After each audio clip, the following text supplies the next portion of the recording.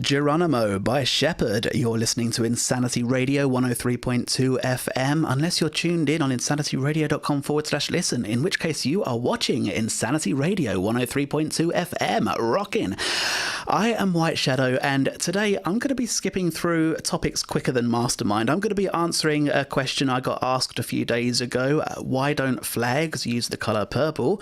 I've got my usual On This Day segment coming later in the show, sharing details about a couple of upcoming events on campus, and I'll be talking a bit about answering machines before dropping a little teaser about next week's show and leaving you with the Student Radio Association chart show later on.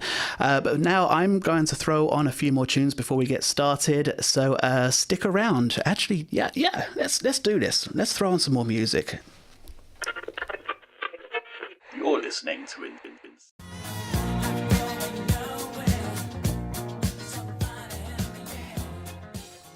Staying Alive by the Bee Gees. Before that, we had Get Around by the Beach Boys. I am going old school today. Ooh, yeah. Earlier in the show, I said I was going to be explaining why flags don't use the colour purple. See, there are 196 countries in the world today, and purple was almost never used to represent any of the flags for any civilization, kingdom, empire. So what was wrong with it? What was wrong with the colour purple? Simply put, it was just too expensive. Up until the 1800s, it was worth more than its weight in gold. Because of this, it was associated with royalty, power and wealth. In fact, Queen Elizabeth III made it just completely forbade anyone except close relatives of royalty to wear anything with the colour purple. The dye came from a Venetian trading city of Tyre, which is now known as Lebanon, and fabric traders obtained the dye from a small sea snail that was only found on the Tyre region of the Mediterranean, and it took a lot of work to make. It needed around 10,000 snails to make just 1 gram of the colour purple. Only wealthy rulers could afford to wear the attire, which meant it became associated with imperial classes of Egypt, Rome and Persia. It came to represent spirituality and holiness because the ancient emperors, kings and queens were often thought of as gods or descendants of the gods. The dye was even too expensive for royalty sometimes. The 3rd century Roman emperor Aurelian wouldn't allow his wife to buy a shawl made from a purple silk because it literally cost 3 times its weight in gold. A single pound of dye cost 3 pounds of gold, which is the equivalent price of around 50,000 sterling pounds today. Back then, it would have literally cost around 50,000 sterling pounds to get 1 pound of purple. That's one expensive colour. I mean, it became more obtainable after 1856 when an 18-year-old English chemist, William Henry Perkin, accidentally created a synthetic purple compound while attempting to synthesize an anti-malaria drug. He noticed it could be used to dye fabrics, patented it, mass-produced it, and sold it on to become a millionaire. Now, to this day, only 3 flags as I know of have any purple in them. There is the Second Republic of Spain used purple in the flag between 1931 and 1939, I think. And the other 2 I can't remember. Was it Dominica and Nicaragua? I think it was Nicaragua. I can't remember now, but of course by the time the colour purple was more accessible and cheaper and actually usable, most flags had already been firmly established, and that's why you don't really see much purple in country flags, in any kind of flags. Until now. Yes, of course, there are a few flags now, but not country-based. Anyway, I'm going to move on because I'm rambling now. See, I was fascinated by that. Sometimes even the simplest questions can have the most fascinating answers. It's always good to exercise the brain sometimes, and it can actually be amazing how quickly our brains can trigger and start processing things that we didn't even know we knew. I mean, a perfect example of that would be maths. I mean, When it really matters most, we just pull out all the stops and release our mind's full potential. And I've witnessed this firsthand a few times, even quite recently. If the situation is significant enough to us, even the simplest mind can find a way to just a perfect example that's almost literally happened quite recently was, have I got enough time for a cup of tea before I go out? Let me think. I've got to go out in 45 minutes. Kettle boil, 3 minutes. Add in the water, 35 seconds. Sugar and milk, 1 minute 30. Leaves 39.55. Carry to 7 with 12 over 45. Divided by 3 with 6 after the second decimal. With x by volume squared leaves 12. Add the 6 carried. Multiply the 7 by 60. Minus 14 over 3 plus 2. Custard creams. Yeah, we've got time. It's amazing.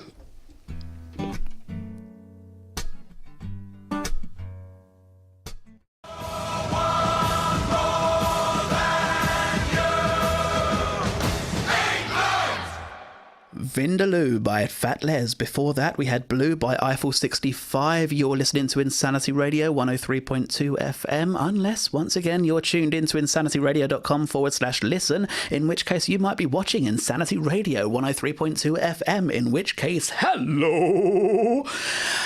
I am White Shadow, and just a quick shout out, just a quick mention here before I get started. AC/DC's co-founder and creator Malcolm Young has passed away yesterday at the age of 64 following a long battle with dementia. Malcolm and his brother Angus Young were the founders and creators of the hard rock and blues band AC/DC back in 1973. Now, moving on, I want to talk a bit about the telephone answering machine and sort of touching base with voicemail. The answering machine has had a lot of dispute behind who actually created the first practical one. I think Valdemar Poulsen invented the first magnetic recording machine in 1898. Clarence Hickman developed methods of the electromagnetical switching systems and a tape-based machine in 1934. It could have been William Shergans, whose device used phonographic cylinders, or Ludwig Blattner, who promoted a machine in 1929 that used his Blattner-phone magnetic recording technology, and inventor Benjamin Thornton developed a recording device that could also keep track of the times and recordings when they were made. So in 1949, the first commercially successful answering machine was the electronic secretary, created by an inventor named Joseph Zimmerman and a businessman named George Danner, who founded Electronic Secretary Industries in Wisconsin. The electronic secretary used state-of-the-art technology of a 45 RPM record player for announcements and a wire recorder for the message capture and playback. But the answering machine didn't really become mainstream around 1984, when AT&T restructured their business model and made the machines just more affordable. The first successful answering machines used the magnetic cassette tapes, which we're all so familiar with. Well, I am anyway. While most modern ones use solid state drives, and some devices use a combination of the two, with the solid state drives being used for outgoing messages and a cassette for incoming messages. But nowadays, since landlines are slowly becoming more obsolete, everyone is switching to digital mobile technology. Voicemail is starting to rule the nest, and it's effectively a computer-based system that uses digital storage to store the messages in what's known as the message center. Lines that were busy or have no answer are just forwarded to the message center, which, by the way, interesting fact, the message center years ago used to be handled manually by operators. Many calls would come in simultaneously at peak periods such as lunchtime, and operators were pushed extremely hard. Message attendants had little time to take every message accurately. Often they were not familiar with employees' names and buzzwords or how to spell or pronounce them, so messages were scribbled onto pink slips and distributed by the internal mail system. And messages often were dropped on people's desks after long delays, contained little content other than a caller's name and number, which quite often were inaccurate with misspelled names and wrong phone numbers. But now we seem to have it under some decent control. We seem to be doing okay now. And I wanted to share this with you because the answer machine is something that's always fascinated me for a number of reasons. But first and foremost, is that when you look at it from this point of view, the answer machine was created to serve one purpose. It was created to establish just two simple questions. Who are you and what do you want?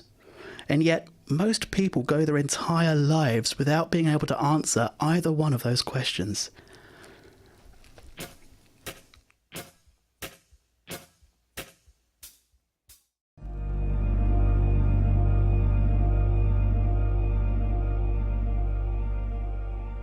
Wonderwall by Ryan Adams. Before that, we had Billie Jean by Obadiah Parker.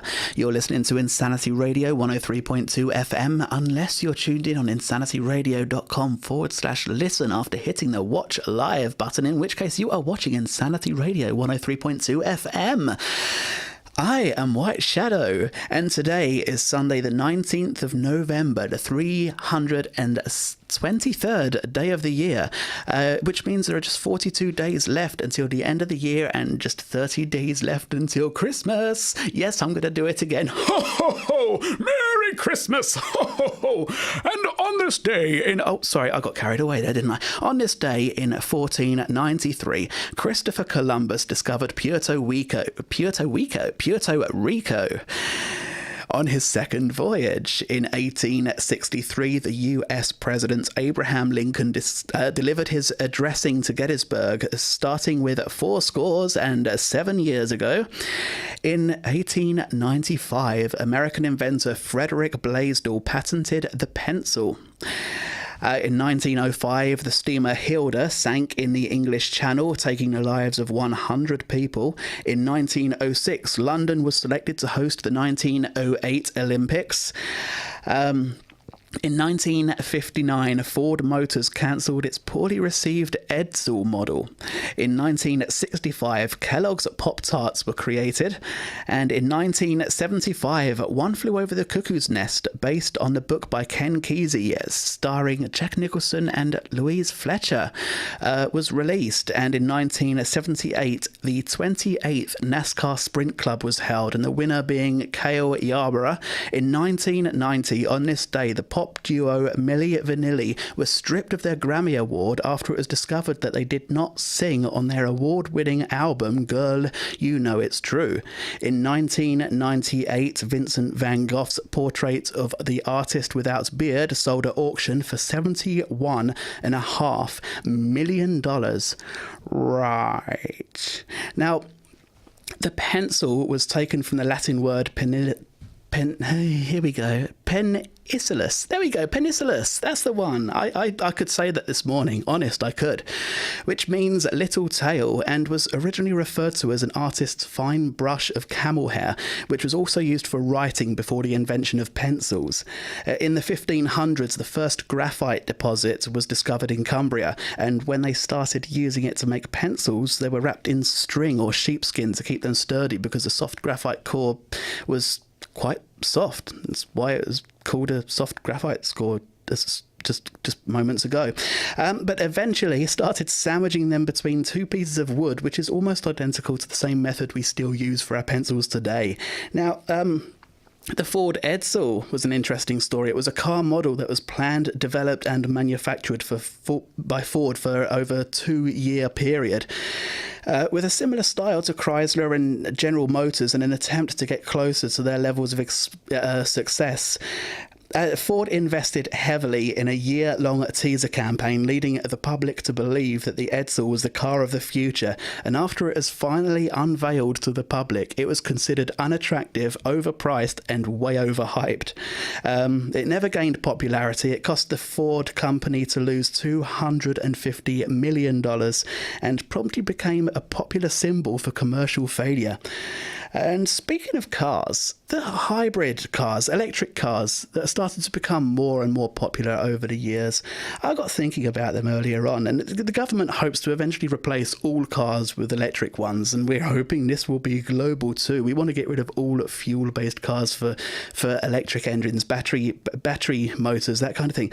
And That got me thinking, what would become of NASCAR racing with electric cars? That would be... I could just imagine the commentators, here they come, round the corner now. That would not be as exciting. That would not be an adrenaline rush in the slightest.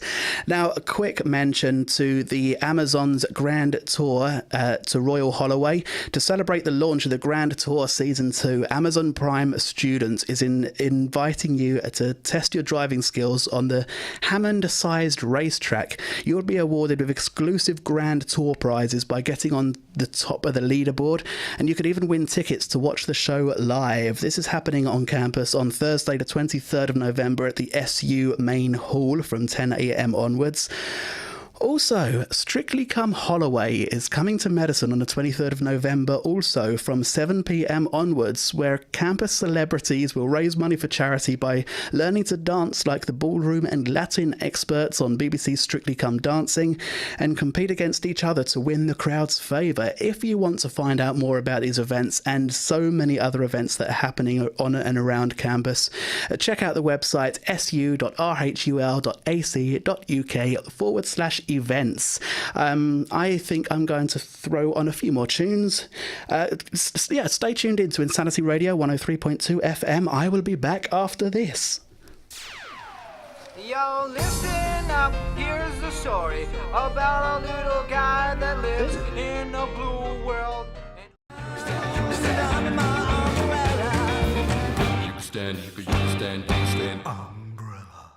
Umbrella by the Baseballs. Before that, we had Back in Black by AC/DC. You're listening to Insanity Radio 103.2 FM, unless you are tuned in on insanityradio.com/listen, in which case you are watching Insanity Radio 103.2 FM, and you might have noticed that I have a guest turn up in the studio all of a sudden. Please give a warm welcome and give a round of applause, unless you're driving, for the one, the only.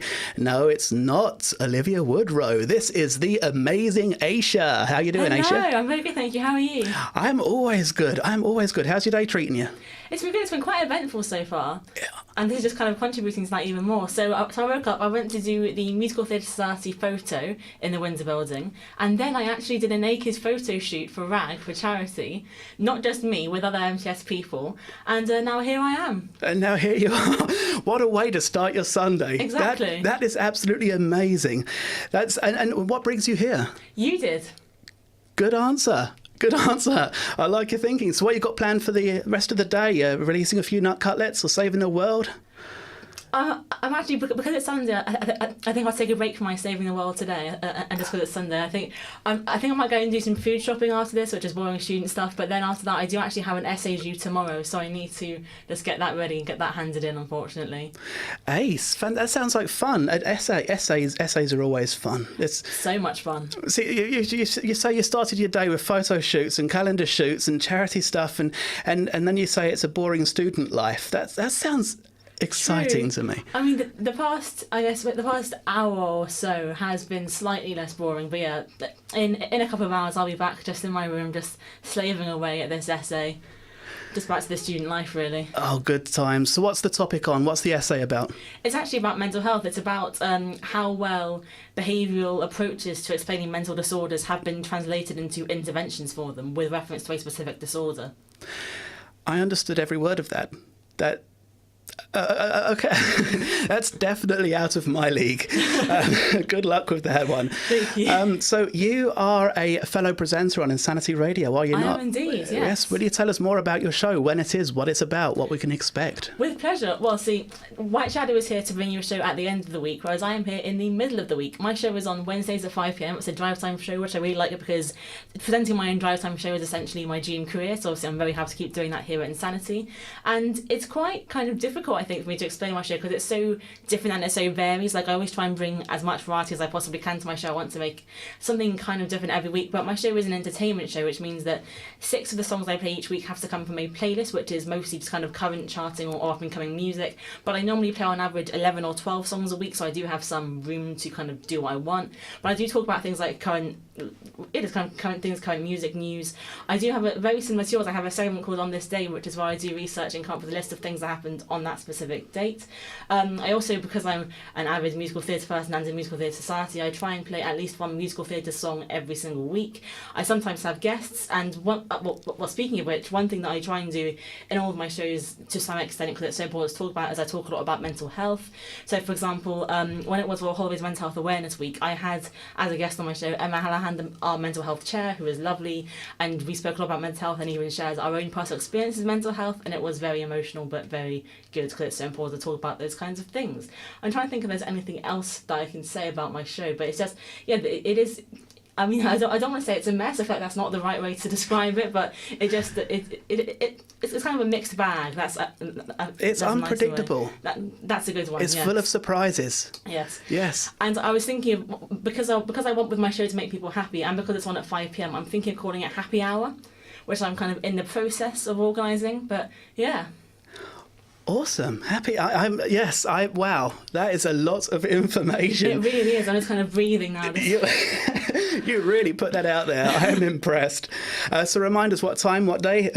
Wednesdays at 5 p.m. till 6 p.m. here on Insanity Radio 103.2 FM. Rockin'. I am impressed. That should have been the end of the segment. That should have been the end of the link right there, shouldn't it? That would have been perfect.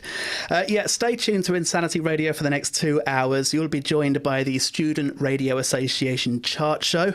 And make sure you tune in next week when I will be joined by a very, very special guest, someone who once worked at the Royal Holloway, someone who is currently doing a lot of charity fundraising, someone who has quite the story to share. So make sure you tune in for that next Sunday at 1 p.m. I have got 1 minute and 20 seconds left, and I have run out of things to say. So I'm going to put you right on the spot and go, Aysha, let's do this. Kapow.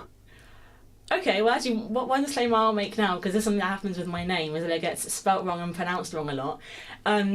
It isn't spelt how it comes up on Insanity, and again, something I'm trying to work on, because it's actually spelled Aysha, and also it's pronounced Aysha, by the way. Aysha, not Aysha, Aysha. That's fine. Like I'm so used to it, but yeah. So Wednesdays at 5 p.m, Aysha Weir, or I'm gonna try and call it Happy Hour. But yeah, so make sure you tune into Insanity on Wednesdays at 5 p.m. and on Sundays at 1 p.m. for both of our shows. Yes, Aysha will be here, not Aysha.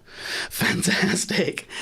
Okay, yes. So today I have been talking about answering machines. I have been doing can you imagine if we both had a show on the same day and we both did the On This Day segment? We'd just be repeating each other.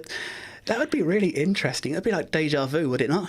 I wonder what the chances would be of us saying literally the exact same thing. Oh, I always, yeah, that's true. I always pick what's most significant to me, and you probably pick the things that are most significant to you. That would be interesting. We'd have to try that one day just to see how it turns out. We will, yeah. That could be interesting. Anyway, you've been listening to Insanity Radio. Thank you so much for coming on to the show. Thank you so much for having me. It's been awesome. We need to do this again sometime. Definitely. Rock on. Let's get ready to rumble. Let's get ready, let's get ready, let's get ready to rumble. Watch us wreck the mic, watch us wreck the mic, watch us wreck.